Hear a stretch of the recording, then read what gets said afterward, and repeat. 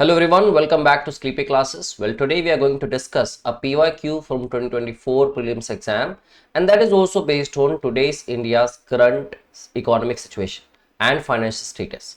So let us see what the passage says and how we can relate this with the current economic and financial status of the country. Well, the passage is all about economy and finance.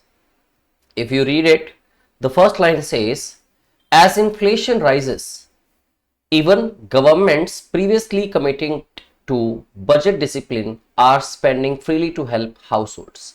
दोस्तों, इतना आपको impact पता होगा कि जब भी inflation increase होती है तो वहां पे कुछ कुछ इम्पैक्ट देखने को मिलते हैं। इन्फ्लेशन इंक्रीज होने के हालांकि रीजंस मल्टीपल हो सकते हैं। आइदर प्रोडक्ट्स की डिमांड इंक्रीज हुई है इसलिए इन्फ्लेशन इंक्रीज हो गई, या फिर किन्हीं भी बेसिक जो असेंशियल आइटम्स हैं जो परचेज करता है डेली हर एक वर्ग का इंसान, हर एक फैमिली, उसके ऊपर या तो बहुत ज्यादा टैक्सेस इंपोज कर दिए गए, इस वजह से उनके प्राइसेस बढ़ गए हैं। अब अगर इन्फ्लेशन बढ़ती है तो गवर्नमेंट ने जो कमिट किया होता है बजट डिसिप्लिन एक क्रिएट करना, एक डेफिसिट क्रिएट करना, ताकि डेफिसिट के अंदर हम कुछ एक्सपेंडिंग जो हमारे जो खर्चे हैं, एक्सपेंडिचर है, उसको रिड्यूस कर सके हम लोग, सो दैट इनकम जनरेट हो सके, जो डेवलपमेंट के अंदर काम आ सके। वो सारे प्लान ही कहीं ना कहीं शटर हो जाते हैं। Now highest interest rates announced by central banks are supposed to help produce modest fiscal austerity. तो जो हाईएस्ट इंटरेस्ट रेट्स अनाउंस किए गए सेंट्रल बैंक्स के द्वारा, उनका मेन मोटिव क्या है? To help produce modest fiscal austerity. अब मोडेस्ट फिस्कल ऑस्टेरिटी का मतलब क्या है? देखिए, इकोनॉमी की टर्म में या फाइनेंशियल टर्म्स में अगर हम पढ़ते हैं फिस्कल ऑस्टेरिटी को, तो फिस्कल ऑस्टेरिटी का मतलब होता है कि जब बात होती है एक्सपेंडिचर की और दूसरी तरफ बात होती है इनकम की, तो कुछ ऐसे पॉलिसी फ्रेमवर्क को लेके आना, ऐसी पॉलिसीज को, मल्टीपल पॉलिसीज को या सेट ऑफ पॉलिसीज को इंप्लाई करना, जिससे कि क्या हो सके कि हमारा जो एक्सपेंडिचर है वो रिड्यूस हो सके और हमारी इनकम जो है वो इंक्रीज हो सके। और दोस्तों, ये शायद आपको आइडिया होगा कि जब बात होती है एक्सपेंडिचर को रिड्यूस करने या इनकम को इंक्रीज करने की, तो वहां पर बात आती है फिस्कल पॉलिसी की, which is totally handled by what? Indian government, central government के द्वारा जिसको हैंडल किया जाता है। अब जब बात होती है सेंट्रल बैंक्स की, तो सेंट्रल बैंक्स का हाई रेट इंटरेस्ट को अप्लाई करना या फिर इंटरेस्ट रेट्स को बढ़ा देना, अब all these things come under what? Monetary policy of the country, जिसको कि सेंट्रल बैंक हैंडल करता है। Now because to maintain stable debts, अब देखो यहां पे मेंशन भी किया गया, ताकि क्या किया जा सके? स्टेबल डेट्स जो है उनको मैनेज किया जा सके while paying more to borrow.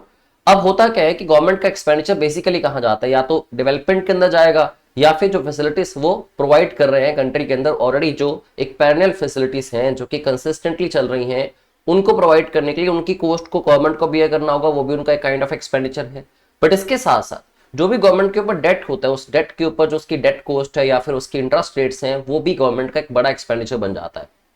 अब इनको स्टेबल करने की बात हुई, गवर्नमेंट्स मस्ट कट स्पेंडिंग और रेज टैक्सेस। अब वही बात यहां पे आई कि या तो स्पेंडिंग को कट करो आप, या फिर आप टैक्सेस को रेज करो। ठीक है, अब स्पेंडिंग कट करेंगे तो उससे क्या होगा कि उनकी इनकम थोड़ी जनरेट होगी, बिकॉज अगर हम बात करते हैं सेविंग्स की, ठीक है, या एक्सपेंडिचर कम करने की, that is also equal to the income of the government और income of any other individual. और टैक्सेस रेज करने से क्या होगा? इनकम जनरेट होगी। जो टैक्सेस इंक्रीज होते हुए आप हर रोज आज देख रहे हैं। But one of the most burning issues that the country is facing is about circulation of the money. पैसे की सर्कुलेशन आज इस टाइम पे रुकी हुई है, ठीक है, जिसके मल्टीपल रीजंस हैं। अब पैसे की सर्कुलेशन को बढ़ाने के लिए इसलिए गवर्नमेंट ने रिसेंटली CRR जो है, कैश रिजर्व रेशो, उसके रेट्स को कम किया है, सो दैट इंटरेस्ट रेट जो है वो भी कम हुई। जितने भी आप होम लोन्स लेते हैं या कार लोन्स, उसके ऊपर इंटरेस्ट रेट को थोड़ा कम किया गया, सो दैट लोग ज्यादा लोन्स अवेल कर सके और मनी सर्कुलेट हो सके मार्केट के अंदर। और दोस्तों, यहां से एक और सवाल उठता है, क्या ये डेट ट्रैप नहीं है? इसके बारे में आप सोचिएगा। वेल, तो कट स्पेंडिंग और to raise taxes without the fiscal backup. जब तक फिस्कल बैकअप नहीं होगा, monetary policy eventually loses traction. अब फिस्कल बैकअप का मतलब, पीछे क्या बात हुई थी कि आप आइदर अपनी स्पेंडिंग्स को कम करो या फिर आप टैक्सेस को रेज करो, ठीक है, जिससे क्या होगा? आपके पास फंड्स बचेंगे। अब उस फंड्स के बिना मॉनेटरी पॉलिसी का भी कोई फायदा नहीं हो पाता। Monetary policy loses traction. Now higher interest rates become inflationary. अगर इंटरेस्ट रेट आप बढ़ाते हैं तो इन्फ्लेशन आती है, not disinflationary, because they simply lead governments to borrow more to pay rising debt service costs, जिसकी बात अभी हम लोग कर भी रहे थे। Well, the risk of monetary unmooring is greater when public debt rises. अब दोस्तों मॉनेटरी अनमूरिंग क्या होती है फाइनेंशियल की टर्म्स में, अगर देखें हम फाइनेंस या इकोनॉमी की टर्म में, इसका मीनिंग क्या होता है? देखो, एक होता है कि आप प्रिडिक्ट कर सकते हो कि अगले कुछ सालों में इन्फ्लेशन कितनी रहेगी, लेकिन फाइनेंशियल मॉनेटरी अनमूरिंग का जो मतलब है उसका मतलब है कि आप प्रिडिक्ट ही नहीं कर पाते कि आगे इन्फ्लेशन का रेट क्या रहेगा, किस रेट पे इन्फ्लेशन आएगी नहीं आएगी, स्टेबिलिटी से आप इस चीज को प्रिडिक्ट नहीं कर पाते। तो वही कहा गया जो रिस्क मॉनेटरी अनमूरिंग का, ये इंस्टेबिलिटी जो है, ठीक है, इन्फ्लेशन का पता लगाने की, is greater when public debt rises. तो जब पब्लिक डेट बढ़ जाएगा, गवर्नमेंट का डेट बढ़ेगा, तो ये रिस्क बहुत बढ़ जाता है किसका? मॉनेटरी अनमूरिंग का। Because interest rates become more important to budget deficit, क्योंकि बजट डेफिसिट अगर आपने करना है तो इंटरेस्ट रेट उसमें काफी बड़ा रोल प्ले करती है। इंटरेस्ट रेट्स कम होंगी तब भी आप इस चीज को अटेन कर सकते हो। तो this was all about the passage. अब इसके ऊपर आपसे क्वेश्चन पूछा गया। First question, the question is which of the following statements best reflects or reflect the most logical and rational inference or inferences। दोस्तों inference या inferences क्या होते हैं? जो भी आपको given comprehension के अंदर जो भी उसके premises given होते हैं, premises जिनको हम लोग facts कहते हैं, which have to be considered true, जो true facts consider किए जाते हैं, उन्हीं statements में से आपको given statement में से डेटा को derive करना है और उसके बाद आपको question का आंसर करना होगा inference का। आपको अलग से आउट ऑफ द पैसेज जाके कुछ भी अज्यूम नहीं करना होगा। Now, central banks can not bring down inflation without budgetary banking. अब बात किसकी हुई थी कि monetary policy loses it's traction without fiscal backup, ठीक है। तो फिस्कल बैकअप की बात हुई, दैट मींस वहां बात हो रही है बजटरी बैकिंग की। और दूसरी तरफ monetary policy loses it's traction, which means monetary policy किसके द्वारा हैंडल की जाती है? सेंट्रल बैंक के द्वारा। तो central bank can not bring down inflation, central bank inflation को कम नहीं कर सकता जब तक उनके पास बजटरी बैकिंग नहीं होगी। Second option is the effects of monetary policy depend on the fiscal policies pursued by the government, कि आप मॉनेटरी पॉलिसी के अंडर आप सीआरआर, एसएलआर, एमएसएफ इन सबको कंट्रोल कर भी लें अगर, लेकिन जब तक अपनी स्पेंडिंग्स पे आप कंट्रोल नहीं करेंगे, जो कि स्टेटमेंट्स गिवन थी, स्पेंडिंग्स को कट नहीं करेंगे या फिर टैक्सेस रेज करके आप उस पे इनकम जनरेट नहीं करेंगे, तब तक मॉनेटरी पॉलिसी भी प्रॉपर्ली इंप्लीमेंट नहीं हो सकती। वो डिपेंड करती है फिस्कल पॉलिसी के ऊपर जो गवर्नमेंट के द्वारा परस्यू की जाती है। तो दोनों की दोनों स्टेटमेंट्स दोस्तों पैसेज के अंदर क्लियर वर्ड्स के अंदर बस पैराफ्रेजिंग की हुई है, वर्ड्स को थोड़ा चेंज किया हुआ है बट रिलेटेबल वर्ड्स है, इसलिए both will be considered correct. Answer आ जाएगा आपका option C, both 1 and 2। Okay, I hope you understood. एक क्वेश्चन इस पे और पूछा गया।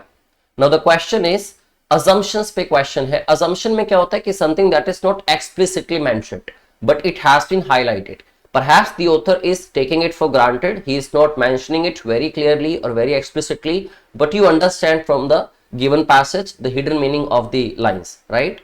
Now, fiscal policies of government are solely responsible for higher prices। अब गवर्नमेंट की फिजिकल पॉलिसी के अंदर तो क्या आता है कि उनका जो एक्सपेंडिचर है या फिर उनकी जो इनकम है, ठीक है। अब ये कह रहे हैं वही सिर्फ और सिर्फ आर सोलरली रिस्पॉन्सिबल। पहली बात तो अगर मैं गाइड करूं तो कभी भी आपको अजम्पशन के क्वेश्चन में एक एक्सट्रीम ऑप्शन, जो भी एक्सट्रीम स्टेटमेंट गिवन होती है उसको हमेशा निगलेक्ट करना चाहिए। दूसरा, इस बात को समझते भी है फिजिकल पॉलिसी जो गवर्नमेंट की है वो सिर्फ वही रिस्पॉन्सिबल है हायर प्राइसेस के लिए। अब हायर प्राइसेस की जब बात होती है तो वहां इन्फ्लेशन की बात होती है, वहां पे रेट ऑफ इंटरेस्ट की बात होती है, जब बात होती है सीआरआर या बैंक रेट या बेस रेट की या एसएलआर की, ठीक है। और इन्फ्लेशन उस पर डिपेंड नहीं करती, मॉनेटरी पॉलिसी के अंदर जो जितने भी मोड्स हैं उन पे भी डिपेंड करती है। तो सिर्फ यही सोलरली रिस्पॉन्सिबल नहीं हो सकती। और आप पैसेज में देखें दोनों को लिंक करके चलाया गया था कि इसके बिना ये ट्रैक्शन लूज करेगा। अगर आप इन्फ्रेंस का जो आपने आंसर किया उससे भी रिलेट करें तो ये जो ऑप्शन है ये टोटली उसके अपोजिट है, कॉन्ट्रेरी है, इसलिए फर्स्ट ऑप्शन तो इनकरेक्ट हो जाता है। Now the second one, higher price do not affect the long term government bonds. दोस्तों ये बात तो पहली लाइन में लिखी थी पैसेज के, देखिए, इन्फ्लेशन राइजेस मतलब higher rates, even government previously committed to budget discipline are spending freely to help households।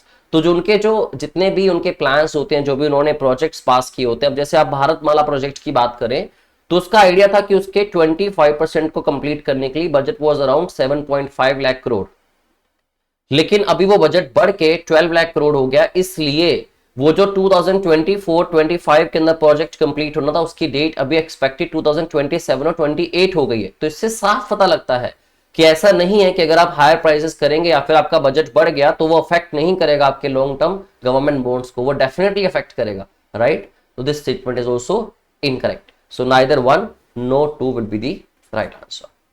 I hope you understood the entire passage, you understood both the questions and आपने भी questions के answer correct किए होंगे। इस तरह की और interesting videos को देखने के लिए स्लीपी क्लासेस के साथ बने रहिए। Thank you very much, have a good day.